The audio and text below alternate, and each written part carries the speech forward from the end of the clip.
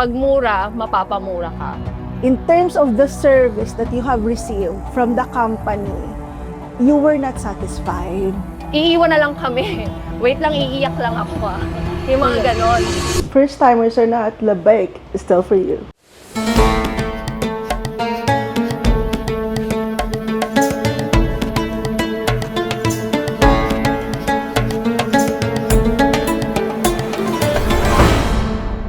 Hi, we're back for our second episode. Wow.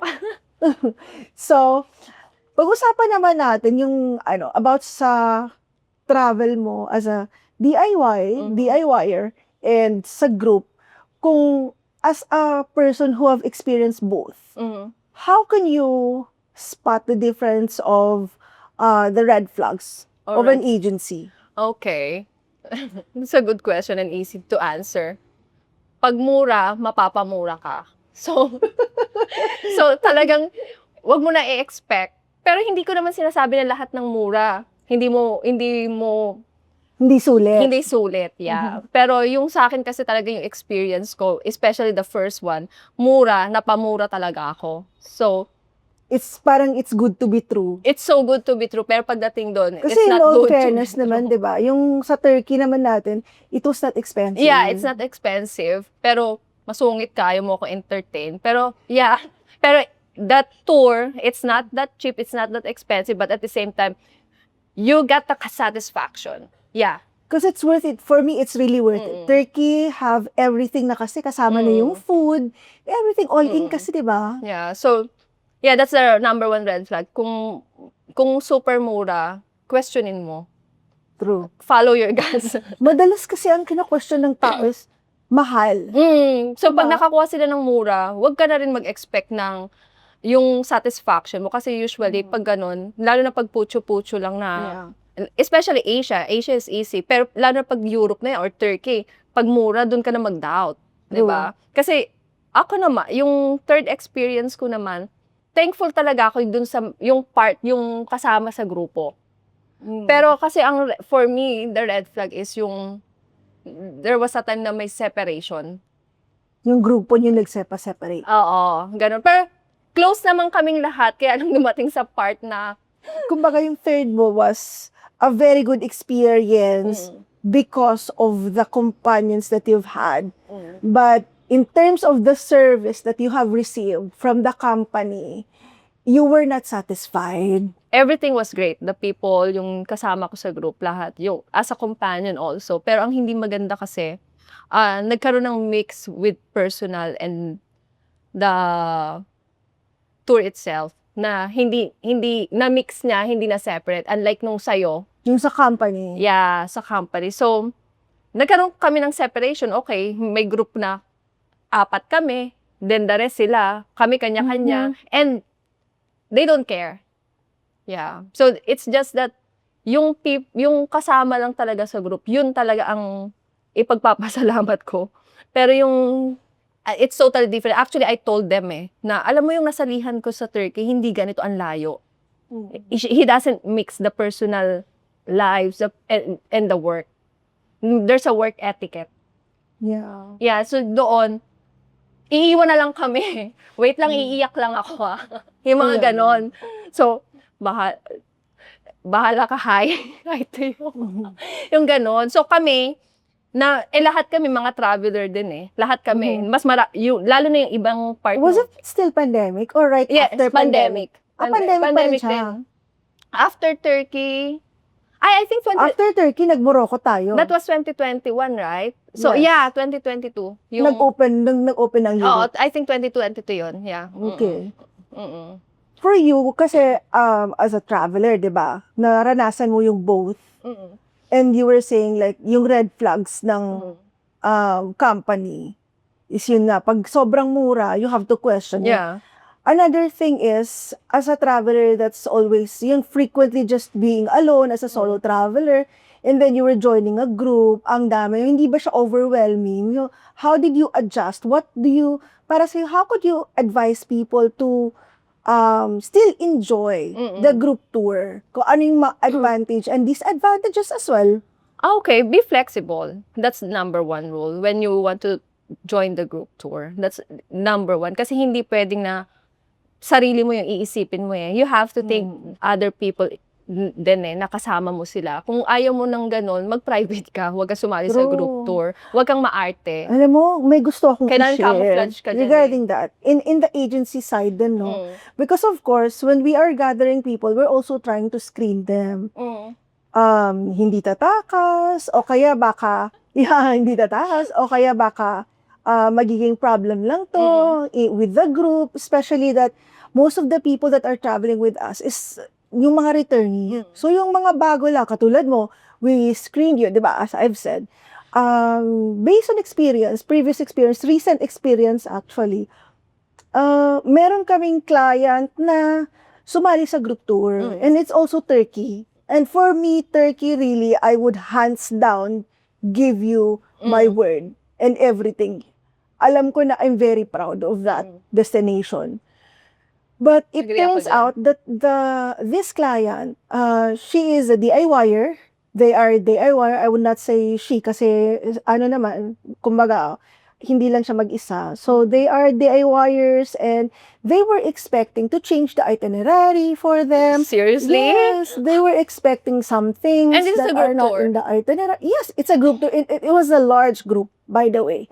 Hindi kagaya ng sa atin na mid-size. Mid-size. Sila large group sila. And it was not me who was handling there on the ground. I had a VIP also at that time in Europe. So, ang dami kong naririnig from the tour leader and the tour guide. But of course, as the company, we have to give the best kung ano yung masasatisfy nila. And in the long run, we've realized that these clients, they are not for group.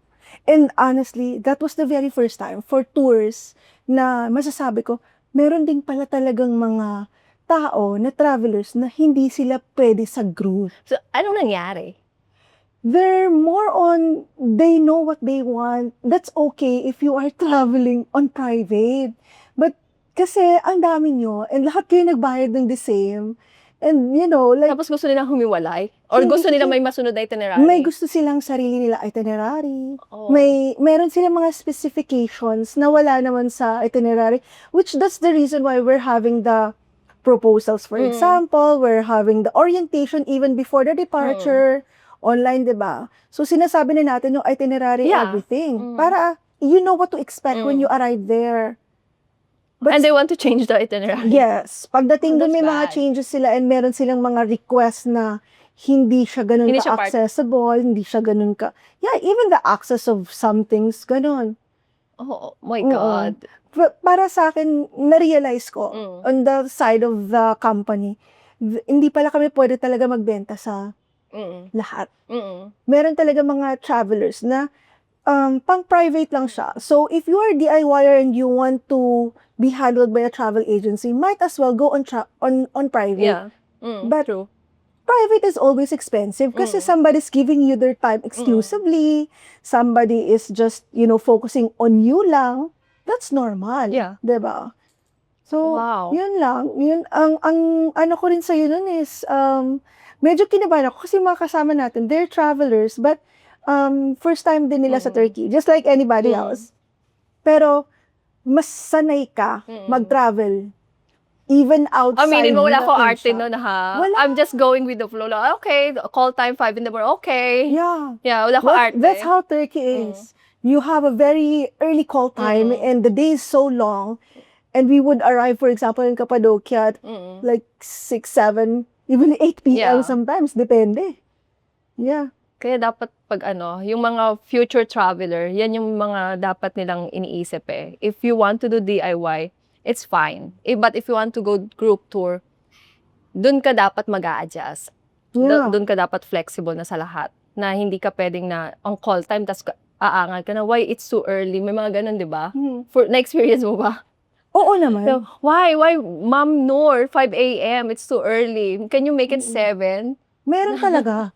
May mga ganun. Kaya ako, nabilib ako nung nakita ko yung aftermath na, uy, let's go to Morocco. Oo. And at that time, I was also planning a small. And the second time that we traveled together in Morocco na, Morocco is one of the maliit lang, di ba? Maliit lang tayo na group. kakaibang experience to. Sobra. So, ilang beses tayo na-rebook? 3 times. 3 times. 3 times we got rebooked. Nandinay pa tayo sa immigration, di ba? Kasi, Hindi immigration. Sa check-in check-in pa lang yan, hindi tayo nakarating ng immigration. That was the Oo. first one. Sobrang Yan, nag-cause sa akin ng trauma. Pangalawa, nung nag-rebook tayo uli, na COVID naman kayo. Yeah. Kasi nga pandemic pa. So, you have to move the tour around September, right? So, ako, syempre, bida-bida. No, I'll call you. Then sabi ko, mauuna ako Yeah. Actually, nag-iba-iba na tayo ng departure. Nagkita-kita na lang tayo sa sa Casablanca. Casablanca, yeah. Mm-mm. Around, I think, August ako lumipad, no, ng Morocco. Oo. Yeah. August ba? August, yes. Then Really? September ka dumating. And then, I came, because it was 1 month, October na ako nakauwi. Same. Ako kasi, parang almost 3 months ako dun. Yes. Ang tagal mo doon. Minaximize mo yung 90 Oo. days. Para sabi ko, di na ako babalik. Okay Para na lang ako. matama ng lahat. Yeah. Morocco, walang visa. Walang visa. And you can stay at least 90 90 days. days, yeah. As a Filipino passport. Not all the immigration holder. knows that, by the way. Yung experience naman. Yung experience ng It took immigration me mo. 45 minutes. 45 minutes in the immigration here in the Philippines. Yeah, it's na, where is Morocco? Are you sure we don't need a visa there? Tapos, ang sagot ko, you're supposed to do that because you're the immigration, that's your job. I said that seriously. Kasi, they're questioning everything na, even my insurance, na gato ganyan, na binibigay ko na lahat. Alam mo, amazing. Kasi as an officer, they would supposedly see that in your record that you've been True. traveling a lot. Yeah. And for them, it's a red flag, especially, I was solo na Yes. umalis, di ba? So, Na may tapos, kasama ka, pero Oh kasama God, sa that's not group meant- natin. But hindi The naman crazy talaga one. siya. oo, because of you, I got in Oh, trouble in the Hindi kayo immigration. friends, Yeah, but we're not kasama siya sa friends. grupo. Yeah. But later on, But she lied nalaglag. kasi sa immigration. So, her immigration interrogated Yun ang me. napakamalaking Red flag mali. yun. Kasi magsisinungaling ka man lang. But sa immigration pa. Oo, tapos so yung tinatanong ako, din tinatanong siya, iba yung sagot namin. Sabi ko, no, I met her through my friend you. Kasi we have a group tour on September. So, actually siya, friend daw niya ako. So, I don't have any history with her. So, yung immigration niya pumunta sa akin, ini-interrogate ako, 45 minutes. Tinatanong Oh my talaga. God. Tapos, I remember, tinawagan yung, pwede ba sabihin, yung partner natin yung partner sa partner natin sa Morocco, kung confirm ba talaga tong tour na to. Sabi ko, di ba, I called you, sabi ko, oh my God, she's crazy. She said, I'm her friend, but wala akong masasabi. Ako, true lang ako. Yun naman kasi is, hindi ko rin na-expect. Actually, katulad mo siya, na kumbaga, I've met her as a client, hindi ko talaga siya kilala. Wala kaming kilala in between. I think she found us. And that's the reason why she wanted to go to Morocco. Kasi nga, we are trying to push even a small group in Morocco, even it was pandemic. So, nung nag-reach out siya, and I was thinking, you're a solo traveler, she's a solo traveler. So, parang sabi ko, baka swak. But I didn't know that Hindi ko she's swak. capable of, lying sa, Oo, sa immigration immigration, officer. nakakaloka. Tapos, di ba, pandemic. Yeah. Yung immigration, galit na galit sa akin. Yung sinabi niya nung nag-Turkey tayo, pandemic na pandemic. And she literally slammed the table. Tapos sabi niya, pandemic na pandemic, nagta-travel ka. And so, that's my lifestyle. I said that. Tapos, galit na galit siya sa akin. Pabalik, lumabas siya dun sa, sa cubicle niya, kung ano-anong ginagawa niya dun sa mga documents ko. Then after that, sabi niya, okay, have a safe trip. Okay. Alam mo minsan, ma-relate ko lang sa mga problems with the immigration. Some people, bumabalik sila. Halimbawa, pag hindi talaga sila nakapag-travel, bumabalik sila sa amin. And, i-refund nyo kami. Kasi, hindi kami nakapag-travel. For us, nung na-cancel tayo, even though ako mismo yung kasama, no? Pero alam natin na ang airline, hindi naman ganun. There's always a consequence. Oo. Alam mo mismo sa sarili mo na that's your final step. Huwag kang mag-aano pag hindi ka pa nakalusot ng immigration. True. Huwag ka muna mag-post. Huwag ka muna mag-story na nasa airport. Kapag nakalagpas ka na ng immigration, dun ka mag-post. Yun ang bagong style ngayon. Yeah, kasi talaga rin naman yung immigration din sa atin. Tsaka isa rin yan ha, as a solo traveler, kami as an agency, I don't know with other companies, pero lagi rin na-red flag sa amin yan. Sa totoo lang, sis. Na, Okay. yeah, but the first time you were traveling with me, you had somebody na magkikita kayo doon.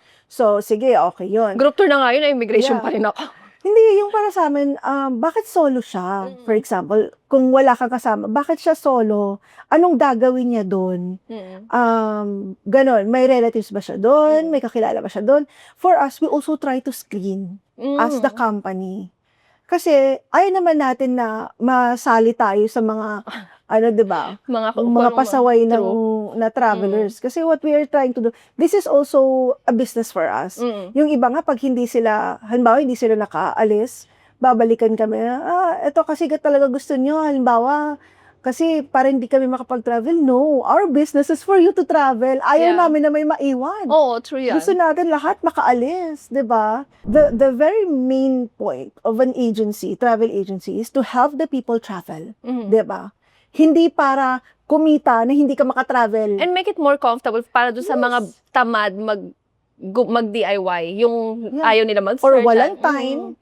There are some people really are, most of our clients, they're very busy people. So, ganun naman tayo, 'di ba? Lahat naman, like, for example, if you cannot do this, and then get somebody do this, na professionally they can do that.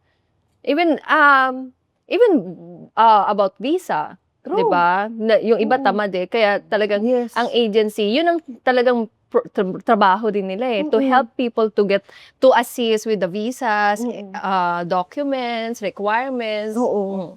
Is it safe to say na for the people that are busy, that needs help on navigating, na kumbaga they would just get the tour?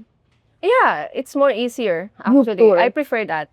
Kung ako pa pipiliin, for example, 'di ba remember pag kasama ko si Alex, sis, meron ka bang Korea? Meron ka ba? Kasi kayo na magha-handle ng lahat So I'm just gonna sit here and relax and just gonna wait for the itinerary. Siyempre, sa mga taong walang time, busy, mas okay yun. Mas okay yun.